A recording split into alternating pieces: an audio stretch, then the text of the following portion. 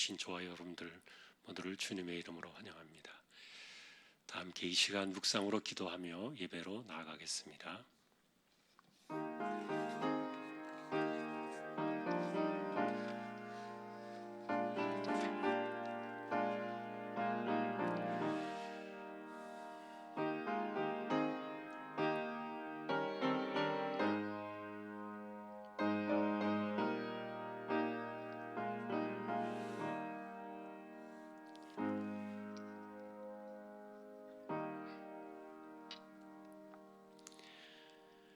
하나님께서 지으신 모든 것이 선함에 감사함으로 받으면 버릴 것이 없나니 하나님의 말씀과 기도로 거룩하여 짐이라.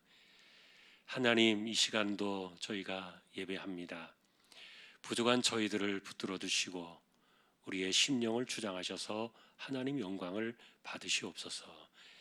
예배의 시종을 의탁합니다. 존귀하신 예수 그리스도의 이름으로 기도하옵나이다. 아멘.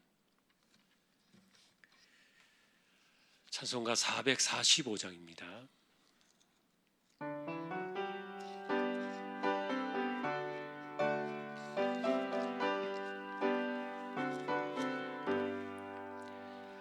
대산을 넘어 험곡에 가도 빛 가운데로 걸어가며 주께서 항상 지키시기로 약속한 말씀 편치 않네. 하늘의 영광 나의 맘속에 차고도 넘쳐 할렐루야를 힘차게 불러 영원히 주를 찬양하리. 캄캄한 밤에 다닐지라도 주께서 나의 길 되시고 나에게 밝은 빛이 되시니 길 잃어버림 염려 없네. 하늘의 영광 나의 맘속에 차고도 넘쳐 할렐루야를 힘차게 불러 영원히 주를 찬양하리. 광명한 그 빛 마음에 받아 찬란한 천국 바라보고 할렐루야를 힘차게 불러 날마다 빛에 걸어가리. 하늘의 영광 나의 맘속에 차고도 넘쳐 할렐루야를 힘차게 불러 영원히 주를 찬양하리. 아멘. 지승자 집사님 기도하시겠습니다.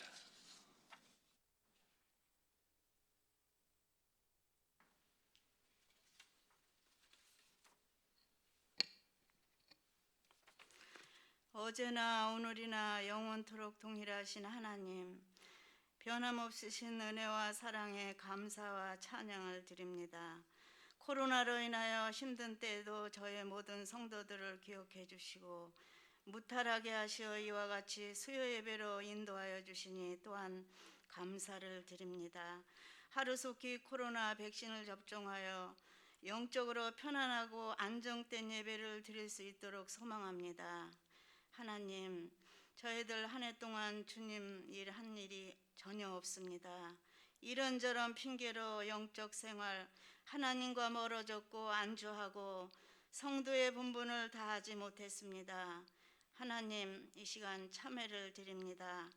죄송하고 그저 송구스럽습니다. 용서해 주십시오. 새해에는 저의 모두가 기억하게 하시어 말씀에 의지하고 하나님을 믿고 순종함으로 나아가게 하옵소서. 하나님, 기도합니다. 교회와 성도가 평안하게 하옵소서.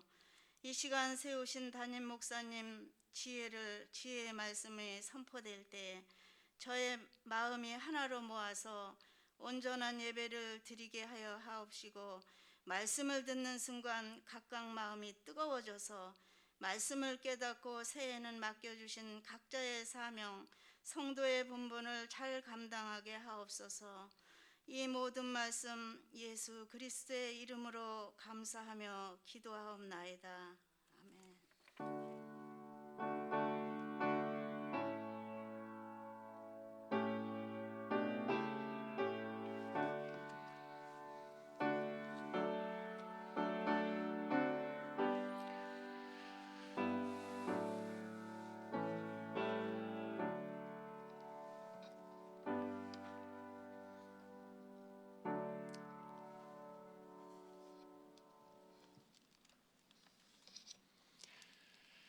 오늘 주실 하나님 말씀은 여호수아 5장이 되겠습니다.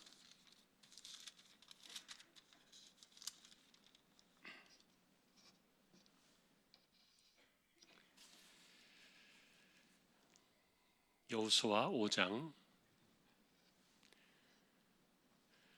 한 절씩 교독을 하겠습니다. 요단 서쪽의 아모리 사람의 모든 왕들과 해변의 가나안 사람의 모든 왕들이 여호와께서 요단물을 이스라엘 자손들 앞에서 말리시고 우리를 건너게 하셨음을 듣고 마음이 녹았고 이스라엘 자손들 때문에 정신을 잃었더라.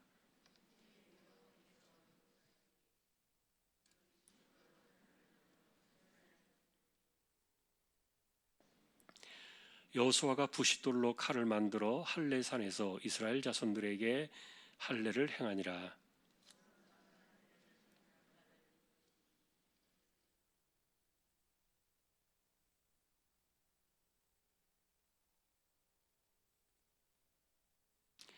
그 나온 백성은 다 할례를 받았으나 다만 애굽에서 나온 후 광야 길에서 난 자는 할례를 받지 못하였습니다.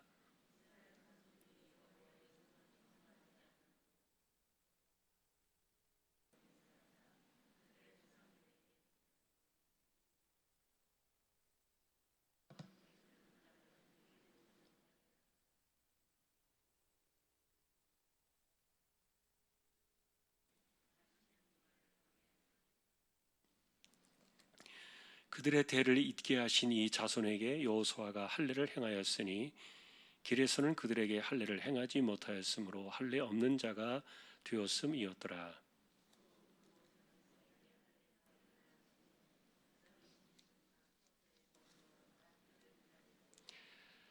여호와께서 여호수아에게 이르시되 내가 오늘 애굽의 수치를 너희에게서 떠나가게 하였다 하셨으므로 그곳 이름을 오늘까지 길갈이라 하느니라.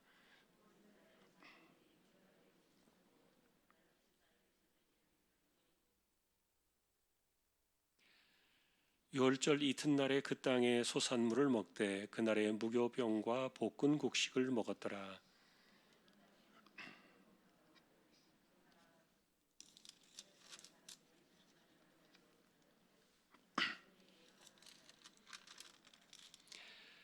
여호수아가 여리고에 가까이 이르렀을 때 눈을 들어 본즉 한 사람이 칼을 빼어 손에 들고 마주 서 있는지라. 여호수아가 나아가서 그에게 묻되 너는 우리를 위하느냐 우리의 적들을 위하느냐 하니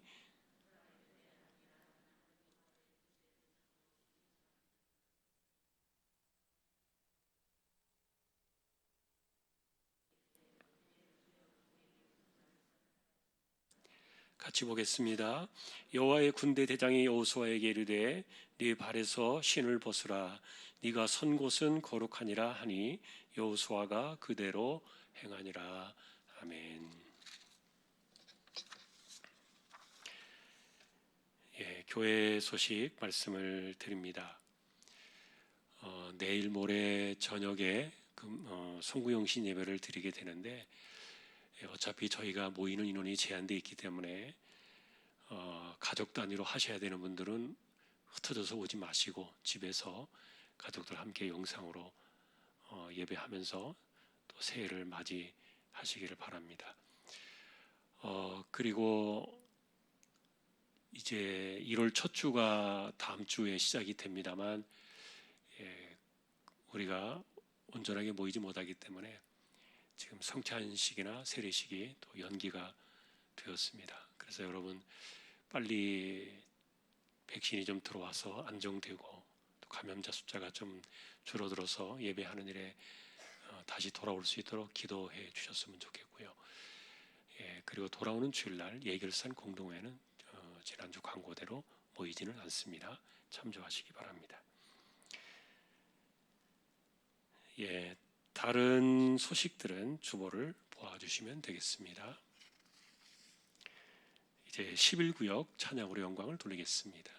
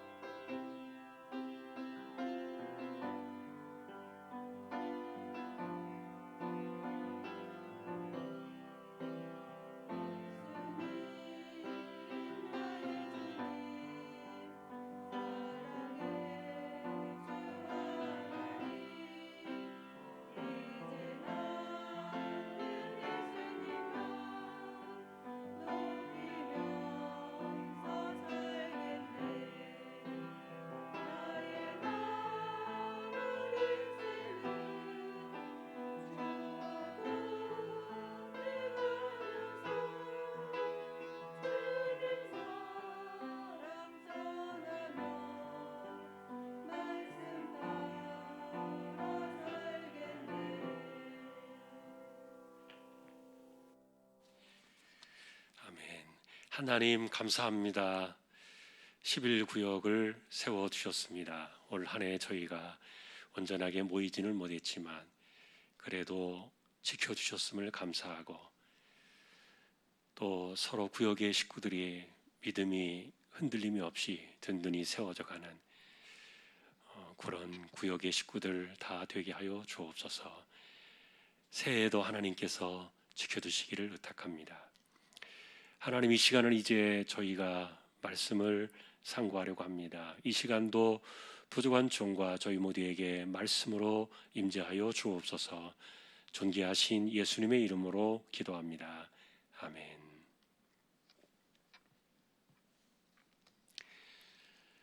오늘은 여호수아서 5장 요단강을 건넌 이후의 사건들이 되겠습니다. 우리가 이제 생각하는 바는 이제 요단을 건nom과 동시에 광야 생활이 끝났다는 거죠. 그리고 이제 가나안의 시대가 열렸다.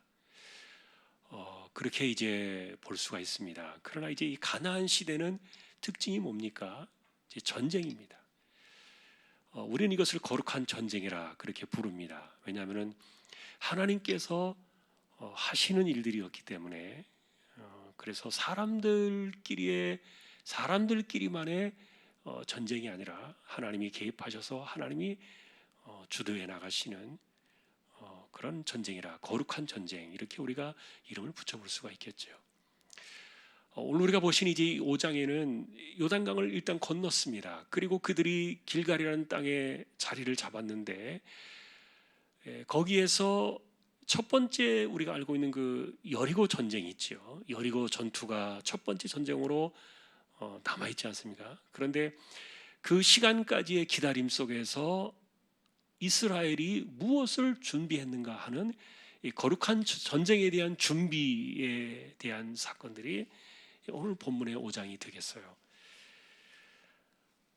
이것을 이제 5장은 이제 몇 개 단락으로 이렇게 짧은 15절의 구절입니다만, 그런 이제 단락들이 좀 나누어져 있는데, 첫 번째는 이제 가나안 사람들의 반응에 대한 총평가가 1절에 나와 있어요. 예를 들면은 요단 서편에 있는 아모리 사람들, 이 아모리 사람이라고 말하는 사람들은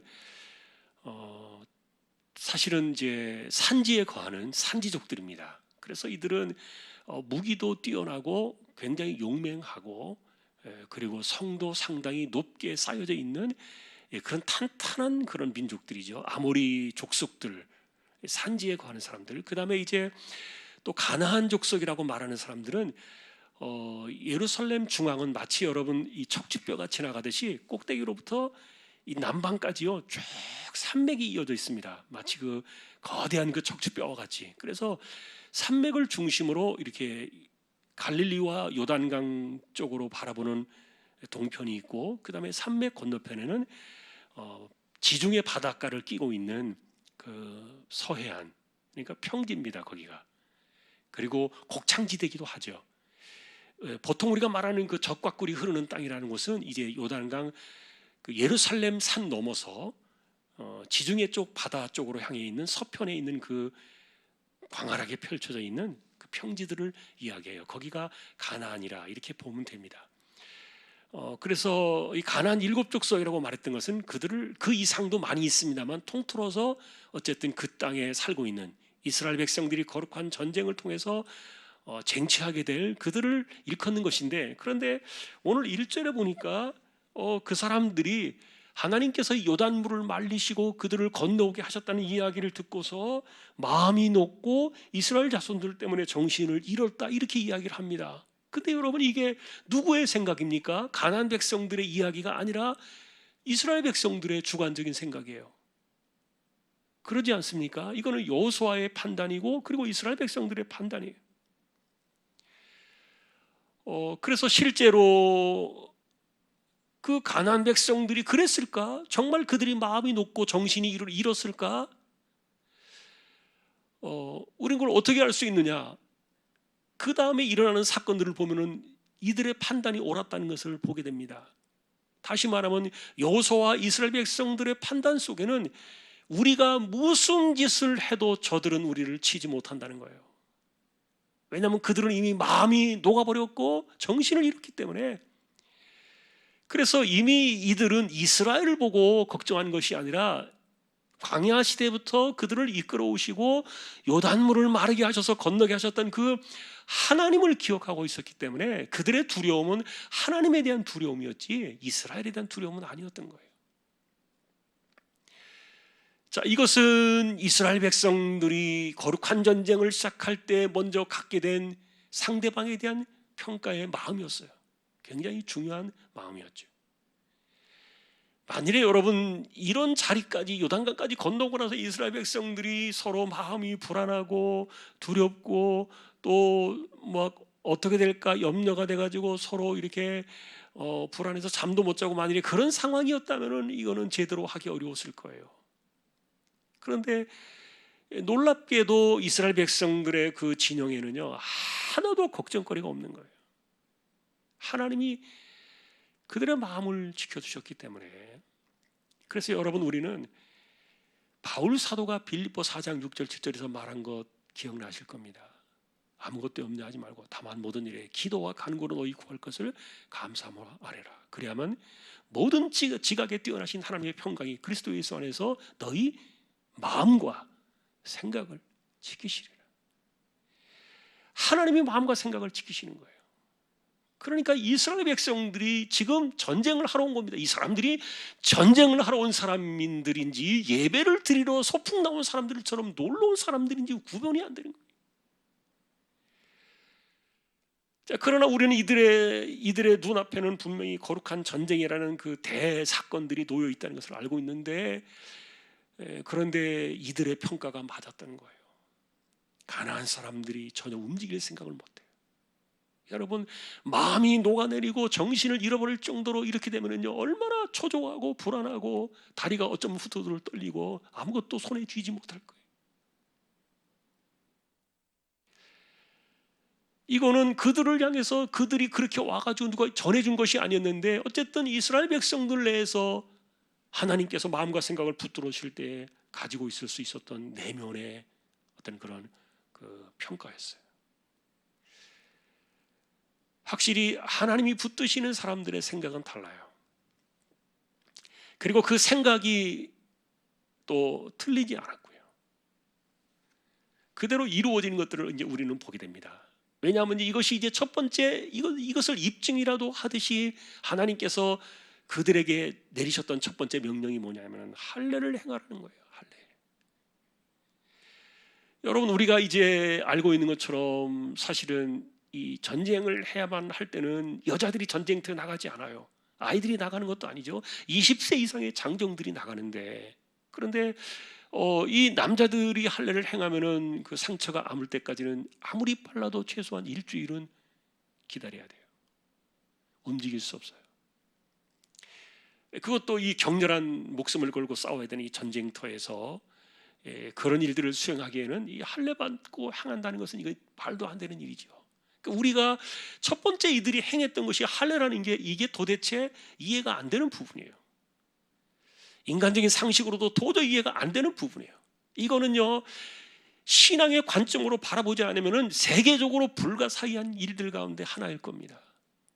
전쟁을 하러 온 사람들이 마치 소풍 나온 것처럼 다 흩어져 가지고 남자들이 할례를 받아버렸으니까 이게 도대체 뭐 하자는 건지 모르겠죠. 그러니까 실제로 눈에 볼 때는 어떤 것도 그들을 지켜주고 있는 뭐 울타리가 있는 것도 아니고 거대한 그 좋은 무기가 그들을 보호하고 있는 것도 아니고 아무것도 눈에 보이지 않아요. 그냥 각자의 텐트를 치고서 각자의 처소에서 이렇게 흩어져서 있는, 평온하게 흩어져 있는 그런 무리들로만 보이지 어떤 뭐 대책도 없이 보이는 그런 사람들이었단 말이에요. 그런데 하나님께서 이스라엘 백성들의 마음속에 할례를 행하라 그랬는데, 이것을 이때 이들이 불평하지 아니하고 하나님께 대들지 아니하고 그대로 순종해서 할례를 받았다는 것은 이스라엘 백성들의 마음과 생각을 하나님이 지켜주신 거예요. 이게요, 사람들 마음대로 안 됩니다. 사람들이요, 생각이 얼마나 얄팍하고 또 계산이 얼마나 빠릅니까? 한번 이야기들이 나오기 시작하고 말이 돌기 시작하면은요, 그 이야기는 순식간에 이스라엘 전체를 마치 전염병처럼 역병이 도는 것처럼 싹 백성들을 절망에 빠뜨리는 것은 일도 아니에요. 그런데 하나님께서 마음과 생각을 붙드시니까 하여간 입을 붙드셨어요. 침묵하게 하셨어요. 그러니까 여러분, 우리가 광야에서 걸어온 백성들의 그 특징을 알잖아요. 우리가 요단강을 건너기 전부터 하나님께서 이스라엘 백성들 가운데 행하셨던 일, 모세가 죽고 난 이후에 하나님께서 행하셨던 그 거대한 일들 가운데 하나가 뭐라 그랬습니까? 침묵이었어요. 하나는 사람들의 입을 다물게 하셨어요. 여러분, 대부분의 사람들이 말을 하기 시작하면, 입을 열어서 말하기 시작하면 좋은 이야기 할까요? 나쁜 이야기 할까요? 겉으로는 위한다고, 겉으로는 이것이 우리를 걱정해 주는 것이라고 이야기하고 포장하고 있지만, 대부분의 이야기는 사람들의 마음을 불안하게 만들고 걱정하게 하고 두려움과 염려에 빠뜨리게 되는 그런 이야기들이지 좋은 이야기 절대로 안 나옵니다. 타락한 인간들에게서 뭘 좋은 이야기를 기대할 수 있겠습니까? 이건 안 되는 거예요. 그러니 사실은 하나님 앞에서 믿음으로 살아가는 사람들은 말하는 것을, 이거를 입을 다무는 훈련을 많이 해야 돼요. 그래야 우리의 신앙이 살아요. 그래야 하나님의 음성이 들려지고 하나님의 그 세계가 보여지지, 내가 말하기 시작하면요, 내가 말을 하는 순간부터 내 머릿속에는 내 것만 차지 하나님의 소리는 전혀 들어오지 않아요. 그런데 하나님께서 사람들의 입을 막으신 거예요. 그들의 입을 닫으셔서. 그러니까 우리가 생각해도 이건 상식적으로 말이 안 되는 이야기, 할례를 받으라는 게. 근데 그들이 입이 다물어지니까 할례를 받은 거예요. 참 여러분, 그래서 안 좋은 이야기들이 들려올 때는요, 항상 우리가 그런 표현들을 쓰잖아요. 나에게서 멈춰야 돼요. 그냥 내가 또 누구에게 이야기를 전달해서 자꾸 흘러가게 하면은 이거는 나도 썩는 거예요. 나한테 딱 와서 멈춰져 버리고 내게서 그냥 꿀뚝 삼켜버리고 끝나야지, 자꾸만 뻗들어 버리는 것은 하여간 사람들의 이야기, 사람들의 평가, 사람들의 생각, 이런 것들은 기억하십시오. 죄송합니다만 절대로 좋은 이야기 안 나옵니다. 좋게 포장하고 있는 것 같아도 결국 그게 지나고 나면 사람을 불안하게 만드는 이야기들. 정말 염려가 된다면 그걸 가슴에 품고 기도해야지, 입으로 내뱉는 순간에 벌써 누군가를 전염시킨 거예요. 하나님이 이렇게 그들에게 먼저 할례를 행하게 했어요. 그리고 그 백성들이 다 할례를 행했어요. 하나도 남김없이. 광야에서는 못했으니까. 그러니까 이렇게 그들이 100% 순종해가지고 이 살벌한, 어쩌면 살벌한 이와 같은 전쟁터에 그들이 들어가 있는데, 이 거룩한 전쟁의 첫 번째 출발을, 이 할례를 온전하게 순종한 적을 본 적이 없어요. 이것을 가리켜서 하나님은 여호수아에게 뭐라고 하느냐, 애굽의 수치가 비로소 벗어났다 그랬어요. 그 애굽의 수치라는 말은 뭡니까? 사실 요셉이라는 사람이 애굽 땅에서 있을 때는 하나님의 이름이 높았지요. 하나님의 영광이 나타나고, 그리고 모든 것을 요셉은 하나님이 하셨다고 고백을 했던 사람이니까, 내가 했다고 말한 적이 없어요. 요셉은. 우리는 성경을 통해서 확인하잖아요. 그러니까 요셉의 그 찬란한 역사는 전부 하나님께 돌려줬어요. 그러나 요셉이 죽고 나서부터 이스라엘은 기울기 시작합니다. 그리고 어느 순간부터인가 요셉이 죽고 난 후에 요셉을 알지 못하는 새 왕이 일어났을 때 이스라엘 백성들이 노예로 팔려 들어가기 시작해요. 이거는 뭡니까? 하나님의 백성다운 위용이 없는 거예요. 하나님의 백성다운 그런 모습들이 하나도 없는 거예요. 비록 애굽에서 그들이 하나님의 백성으로 그들이 살고 있었지만, 언약 백성의 후손이긴 했지만, 그러나 하나님의 임재도 없고 하나님의 드러나심도 없고 하나님의 영광도 없고 그런 거예요. 그래서 애굽의 수치란 말은 하나님의 백성이지만 하나님 없이 살아가던, 그렇게 막 굴려먹듯이 노예처럼 살아갈 수밖에 없었던 비참한 세월들을 이야기하는데, 다 벗어던진 거예요. 왜요? 이제 그들 속에는 하나님이 임재해 계시고, 그리고 진짜 그들이 하나님과의 언약 백성이라는 이 할례를 행했기 때문이에요. 어쨌든 이렇게 하나님께서 그들을 통하여 할례를 행하게 하시고, 그러니까 이제 온전한 언약 백성으로 그들이 거듭나서 이제 새롭게 정말 가나안 시대를 열어가는, 하나님이 주실 그 약속의 땅들을 받을 만한 그런 그릇들이 된 거죠. 영적인 그릇을 잘 준비해 주신 거예요. 그렇게 이제 시간이 지나가지고 3, 4일 며칠 지나서 이제 그들이 첫 번째 유월절을 지키게 됩니다. 제가 지난번에 날짜는 날짜는 말했는데 니산월 10일에 그들이 들어왔는데, 그런데 이제 유월절 첫날 유월절이 이루어졌던 시간을 제가 지난주에 2주 전에 좀 잘못 표현했던 것 같아요. 14일이 유월절이 맞는데 제가 10일 날 유월절이라고 소개를 잘못했던 것 같아요. 본래 이스라엘 백성들이 애굽에서 나오던 첫 번째 유월절 그날은 이제 니산월 14일이었죠. 그러니까 유대력으로 말하면 1월 14일입니다. 1월 14일에 그들이 이 첫 번째 유월절을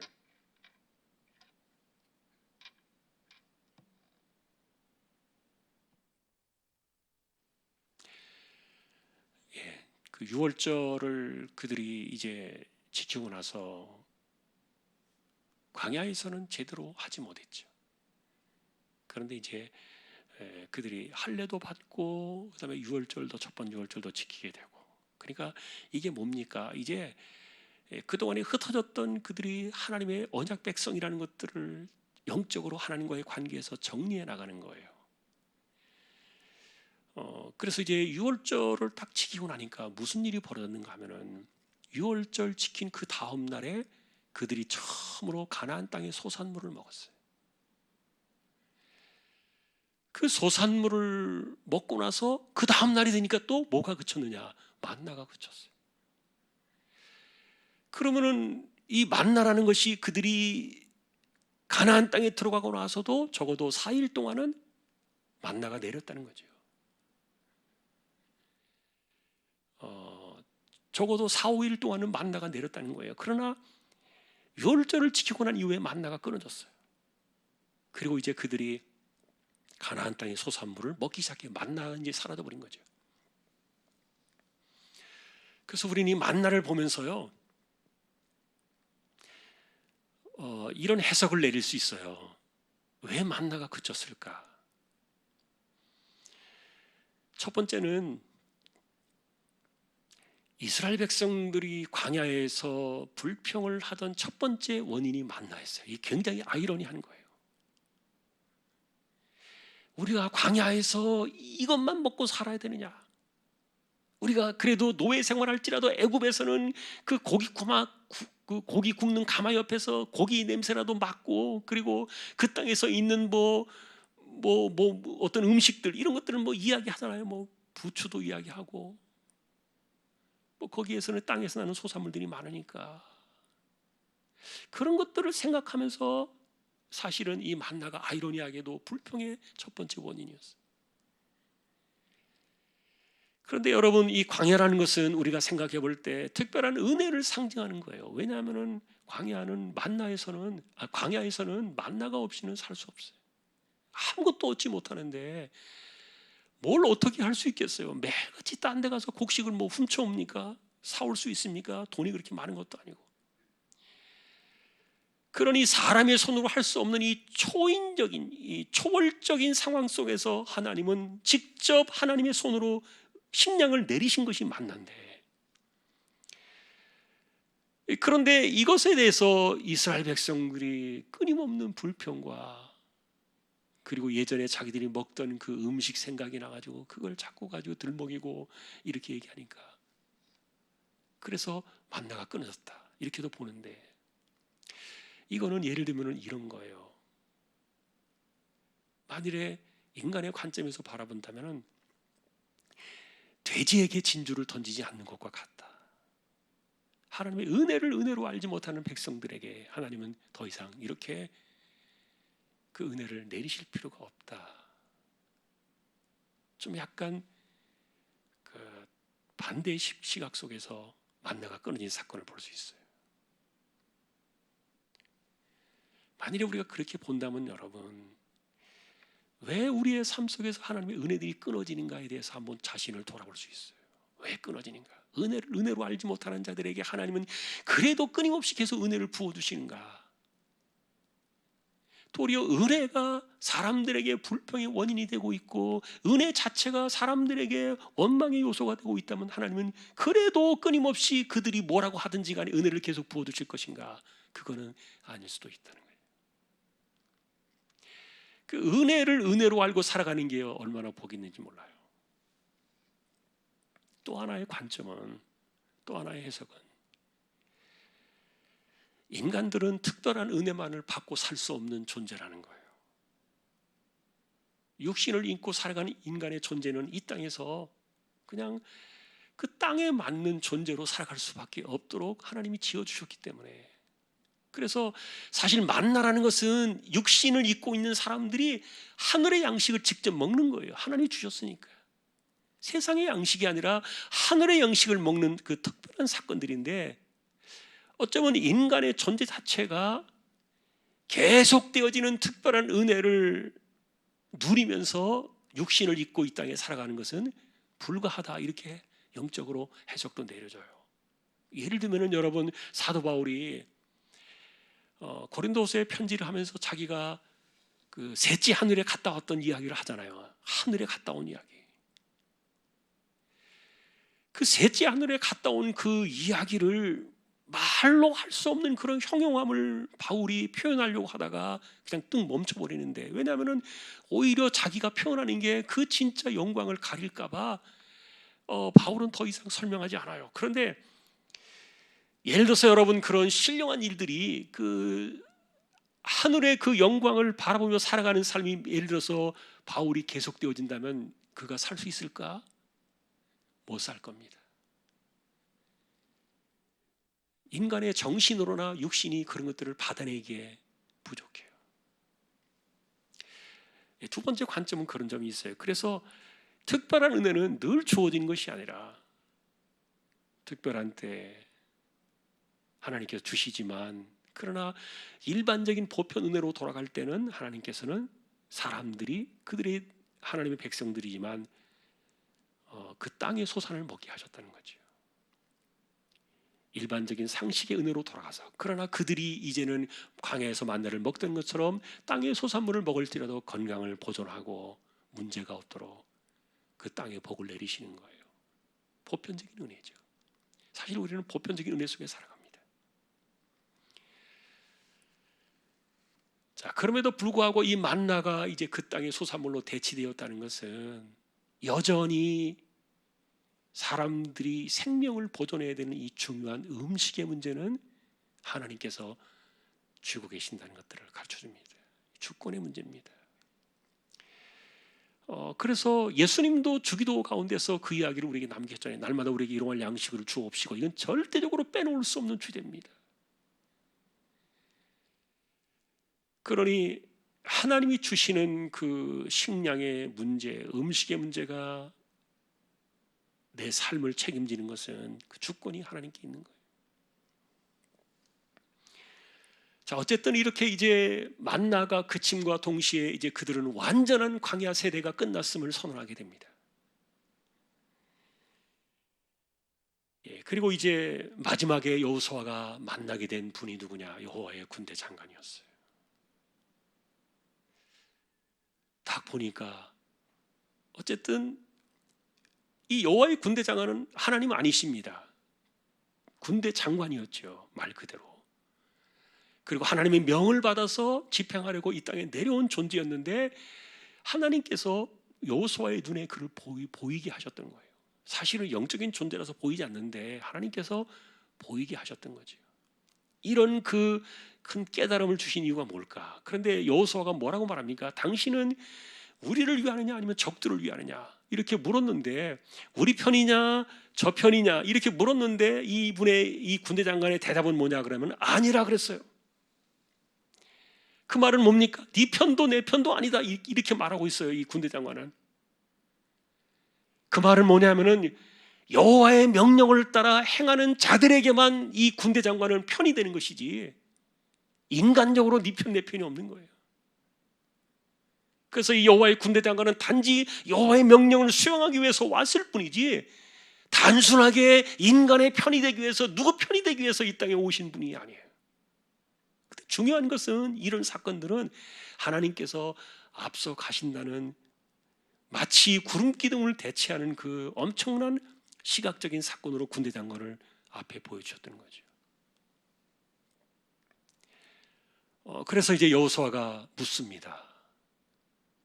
말씀하시옵소서, 내게 무엇을 하명하시렵니까? 그랬더니 의외의 답이 나왔어요. 네 발에 신을 벗어라. 네가 선 곳은 거룩하다. 여러분, 이 관점이 뭡니까? 그러니까 여호수아는 왜 물었습니까? 여호수아는 이제 우리가 어떻게 할까요? 어떤 전쟁을 할까요? 어떤 그 계략을 좀 우리에게 어떤 계획을 주시겠습니까? 무슨 방도를 우리에게 가르쳐 주시겠습니까? 그런 것에 대한 질문이었던 거예요, 여호수아는. 그러나 이 군대 장관은요, 너는 그거 알 필요 없다는 겁니다. 네가 그런 거 생각할 필요도 없고 알 필요도 없고, 너는 그저 여호와 앞에 지금 섰으니까, 하나님의 임재하심이 있으니까 발의 신을 벗어라. 이 말은 뭡니까? 예배하라는 거예요. 그저 인간이 할 수 있는 것은 예배자로서 하나님 앞에 서기만 하면 되는 것이지, 그러면 내가 하는 것이지 네가 하는 거 아니다. 다른 말로 말하면 네가 신경 써서 할 일이 하나도 없다는 거예요. 묻지도 말고 따지지도 말고, 우리 식으로 말하면 그냥 하나님의 임재 앞에서 신을 벗어라. 거룩한 것이다. 예배자로 서라는 겁니다. 예배자로. 그러니 우리는 이제 마지막에 결말을 5장을 정리하면서 그러는 거예요. 처음부터 이들은 도대체 전쟁을 하기 위해서 나온 사람들인가 아니면 예배하기 위해서 온 사람들인가 헷갈릴 정도로 그들의 모습은, 적어도 5장에서 비춰진 이스라엘의 모습은 철저하게 예배자의 모습이었지 전쟁을 하기 위해 나온 사람들의 모습이 아니었다. 그래서 결말적으로 우리가 이 말씀을 볼 때 하나님의 말씀과 세상의 이해가 충돌을 일으킬 때, 그럴 때 믿음의 역사가 확실하게 빛을 발하고 갈라지게 되는데, 어떻게 갈라지느냐? 하나님의 말씀과 세상의 이해가 충돌을 일으킬 때 하나님의 말씀을 따라서 믿음을 가지고서 순종하게 되면은요, 하나님이 하십니다. 이게 여호수아 5장이 오늘 보여주는 마지막 결말의 내용이 하나님이 하신다는 거예요.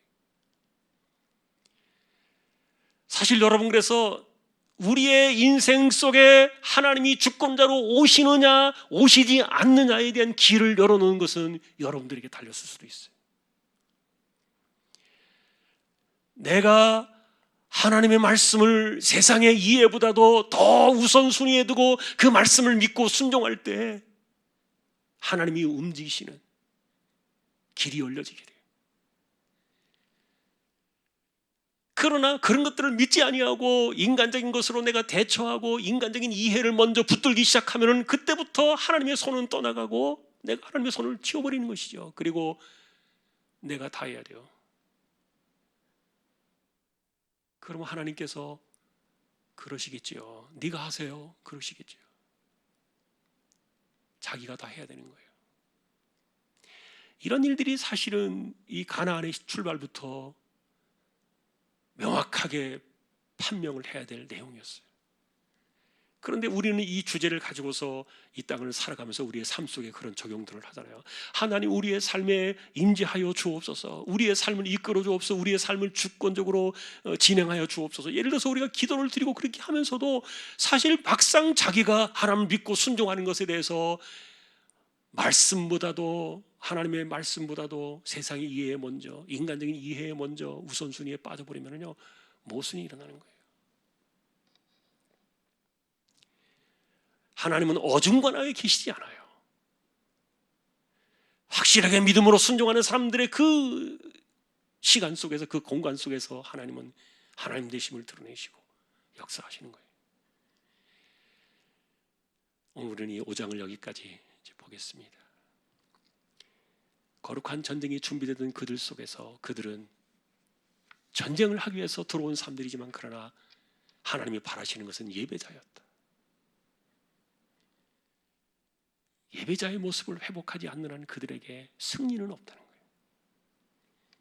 이것이 여러분 오늘 우리에게 주시는 하나님의 메시지임을 또 기억하면서 이 시대 속에서 진짜 하나님이 우리의 삶에 간섭하시는, 우리의 삶에 오셔서 우리의 삶을 이끌어 주시고 그리고 앞서가시는 하나님의 인도하심을 보기를 원한다면 우리는 하나님 앞에서 진정한 예배자로 먼저 서야 될 것이다. 그와 같은 믿음의 교훈들이 오늘도, 그리고 다가오는 새해에도 저와 여러분들의 것이 될 수 있기를 주님의 이름으로 축원합니다. 찬양을 드리겠습니다. 450장입니다.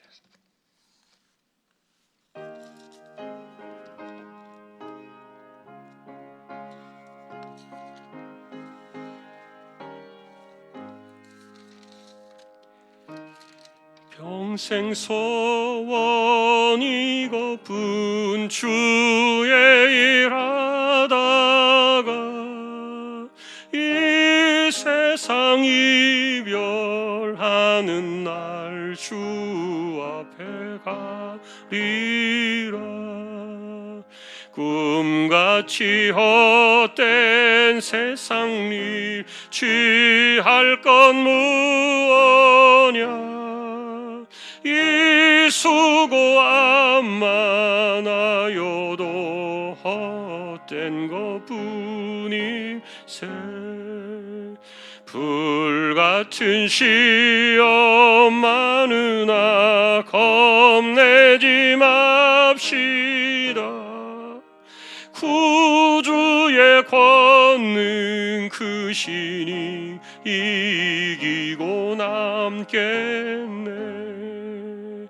금보다 귀한 믿음은 참 보배 되도다.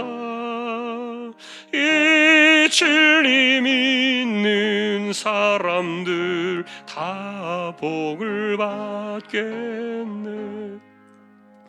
살같이 빠른 광음을 주 위에 아끼세. 온 몸과 마음을 바치고 힘써서 일하세. 아멘.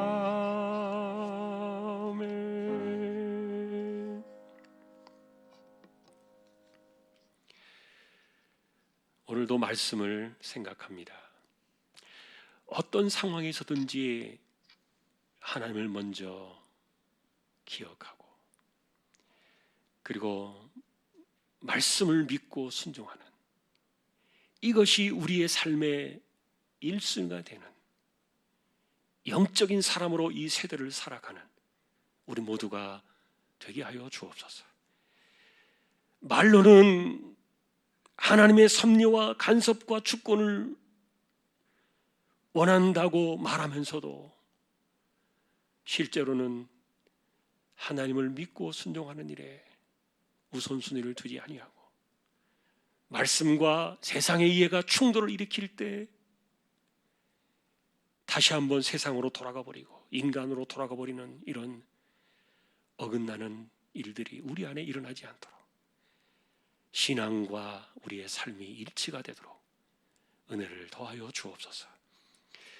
하나님을 먼저 온전히 바라고 온전한 예배자요, 하나님과의 관계에서 영적인 순서로 살아갈 때 이 땅의 삶 속에서 하나님께서 간섭하시고 하나님께서 주관하시고 이끌어가시는 이와 같은 일들이 실제로 우리의 삶의 현실이 되어지도록 은혜를 더하여 주시기를 원합니다. 한 해가 이렇게 가고 있습니다. 하나님, 그래도 어렵고 힘든 가운데도 우리가 잘 이겨내왔고 잘 참아왔습니다. 2021년도에도 비록 이런 일들이 더 남아있을지라도 우리가 반드시 이겨내게 하시고, 반드시 하나님 아버지 이런 것에서 우리가 좌우로 치우치거나 잘못된 혼란 속에 빠지는 일이 없게 하시고, 하나님께서 이 모든 것들을 온전히 거두어주시는 그날까지 믿음으로 흔들림 없이 나아가는 우리 모두가 되게 하여 주옵소서.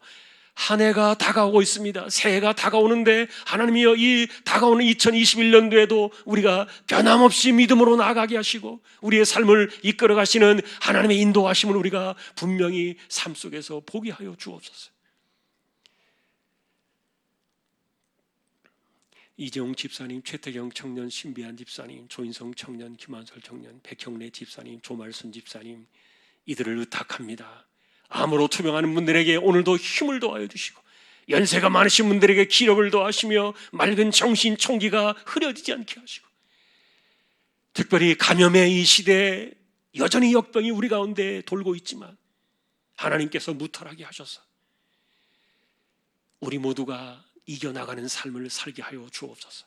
어떤 환경에서 우리가 세상에 휩쓸려 떠내려가지 않도록 우리 모두를 지켜주시고, 또한 복음을 위해 나가 있는 주님의 종들, 선교사님들 사역과 가정과 그들의 건강을 지켜주시고, 이 땅에 세워진 교회들, 개척된 교회와 보내신 주님의 종을 붙드시며 하나님 나라의 백성들, 성도들, 교회들을 하나님께서 기억하여 주옵소서.